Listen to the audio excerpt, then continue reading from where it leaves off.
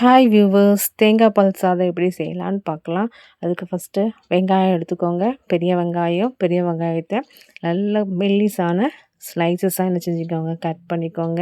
அதுக்கப்புறம் அரை மூடி தேங்காய் எடுத்திருக்கேன். தேங்காவை என்ன பண்ணியிருக்கேன்னா நல்லா துருவி எடுத்திருக்கேன். ஏன்னா தேங்காய் பால் எடுக்க போகிறோம், அதுக்காக துருவி வச்சுருக்கேன் தேங்காவை. அதுக்கப்புறம் டேஸ்ட்டுக்கு இஞ்சியும் பூண்டும் நான் என்ன செஞ்சுருக்கேன் அப்படின்னா சம அளவு எடுத்திருக்கேன். இதுக்கப்புறம் என்ன செஞ்சுக்கோங்க, அடுப்பை பற்ற வச்சுக்கோங்க. அதில் குக்கர் வச்சுட்டு குக்கர் நல்லா என்ன ஆகட்டும், ஹீட் ஆனதுக்கப்புறம் ஆயில் ஊற்றிக்கோங்க. ஆயில் நல்லா ஹீட் ஆனதுக்கப்புறம் அது கூட ஃபஸ்ட்டு கடுகு போட்டுக்கோங்க. கடுகு கொஞ்சம் பொரியட்டும். கடுகு பொரிஞ்சதுக்கப்புறம் பெருஞ்சீரகம் ஆட் பண்ணிக்கோங்க.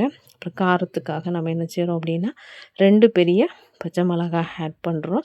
2 பெரிய பச்சை மிளகாய் ஆட் பண்ணதுக்கப்புறம் பட்டை, கிராம்பு, அன்னாச்சி மொக்கு, பிரியாணி இலை, கல்பாசி இது எல்லாம் என்ன செஞ்சுருக்கேன், பொடியாக்கி வச்சுருக்கேன். அந்த பவுடரில் 1 ஸ்பூன் ஆட் பண்ணியிருக்கேன். ஆட் பண்ணதுக்கப்புறம் அது கூட வெங்காயத்தை என்ன செஞ்சுக்கோங்க, போட்டுக்கோங்க. நம்ம ஸ்லைசஸாக வெட்டியிருக்கோமோ அந்த வெங்காயத்தை என்ன செஞ்சுங்க, ஆட் பண்ணிவிட்டு நல்லா என்ன செய்யுங்க, அது கோல்டன் ப்ரௌன் வர்ற வரைக்கும் அதை வதக்கிட்டே இருங்க. நல்லா கிண்டுங்க, நல்லா வதங்கட்டும். நமக்கு என்ன செய்யணும் அப்படின்னா கோல்டன் ப்ரௌன் பதத்துக்கு அது வரும். அதுக்குள்ளே நம்ம என்ன செஞ்சுக்கலாம் அப்படின்னா ஏற்கனவே இஞ்சி பூண்டு வச்சுருக்கோமோ அதை நல்லா என்ன செஞ்சுக்கலாம், கிரைண்ட் பண்ணி எடுத்துக்கோங்க. இது நல்லா வதங்கி பொன்னிறமாக வந்ததுக்கப்புறம் அந்த இஞ்சி பூண்டு பேஸ்ட்டு என்ன செஞ்சுக்கோங்க, அது கூட ஆட் பண்ணிவிட்டு நல்லா வதங்கி விடுங்க. இஞ்சி பூண்டோட வாடை போகணும், பச்சை வாடை போகிறக்காக வச்சுக்கோங்க, நல்லா மிக்ஸ் பண்ணி விட்டுக்கோங்க. அதுக்கப்புறம் இதில் மீன்வயல் என்ன பண்ணியிருக்கேன்னா 2 டம்ளர் பாஸ்மதி அரிசியை கழுவி ஊற வச்சுருக்கேன்.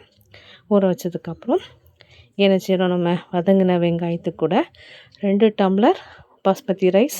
அப்போ என்ன செஞ்சுக்கலாம், 2 டம்ளர் தேங்காய் பால் ஊற்றிருக்கேன், 2 டம்ளர் தண்ணி ஆட் பண்ணியிருக்கேன். ஓகேவா, அந்த ரேஷியோ படி என்ன செஞ்சுக்கோங்க, 2 டம்ளர் தேங்காய் பால், 2 டம்ளர் தண்ணி ஆட் பண்ணிக்கோங்க.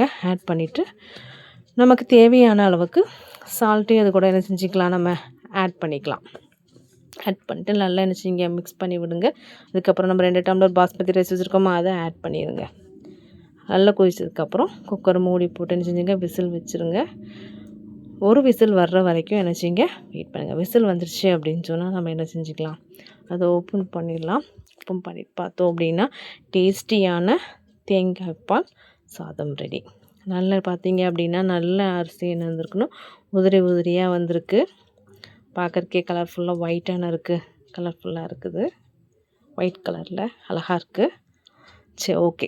தேங்காய் பால் சாதத்தை என்ன செய்யுங்க, நீங்கள் வீட்டில் ட்ரை பண்ணி பாருங்கள்.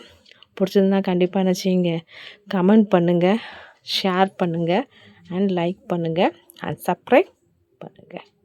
Okay, thank you.